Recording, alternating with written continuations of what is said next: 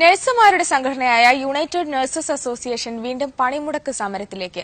സ്വകാര്യ ആശുപത്രികളിലെ ദിവസവേതനം ഉയർത്തിയില്ലെങ്കിൽ അനിശ്ചിതകാല സമരം ആരംഭിക്കുമെന്ന് കാണിച്ച് സംഘടന ആശുപത്രികളിൽ നോട്ടീസ് നൽകി. പ്രശ്നം ചർച്ച ചെയ്യുന്നതിന് സർക്കാർ ഈ മാസം 14-ന് യോഗം വിളിച്ചിട്ടുണ്ട്.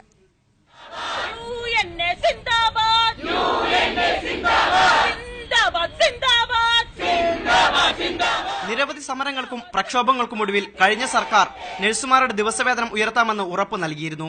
ഇതിനായി ഒരു കമ്മീഷനും രൂപീകരിച്ചു. എന്നാൽ വേതനത്തിൽ മാറ്റം വന്നിട്ടില്ല. നഴ്സുമാരുടെ ഏറ്റവും കുറഞ്ഞ വേതനം 20,000 രൂപയാക്കണമെന്ന് തൊഴിൽ വകുപ്പ് മന്ത്രി നിയമസഭയിൽ പറഞ്ഞ കാര്യവും നടപ്പിലാക്കിയിട്ടില്ല. കോടതി നിർദ്ദേശവും സർക്കാർ ഉറപ്പുണ്ടായിട്ടും മാനേജ്മെന്റുകൾ വേതനം കൂട്ടാൻ തയ്യാറാകാത്ത സാഹചര്യത്തിലാണ് UNA അനിശ്ചിതകാല പണിമുടക്ക് സമരത്തിനൊരുങ്ങുന്നത്.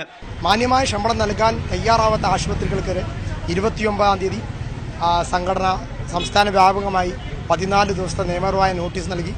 ആ നോട്ടീസ് ഹൈക്കോടതിയുടെ പരിഗണനയിലാണ്. കോടതിയിൽ നിന്ന് അനുമതി ലഭിക്കുന്നവർക്ക് ശമ്പളം നൽകാൻ തയ്യാറാവാത്ത ആശുപത്രിക്കെതിരെ ശക്തമായിട്ടുള്ള പണിമുടക്ക് സമരത്തിലേക്ക് നീങ്ങാനാണ് സംഘടന. ദിവസവേതനം 1000 രൂപയാക്കണമെന്നാണ് ആവശ്യം. പണിമുടക്കുന്നതിനായി ഹൈക്കോടതിയിൽ നോട്ടീസ് നൽകിയിരിക്കുകയാണ് സംഘടന.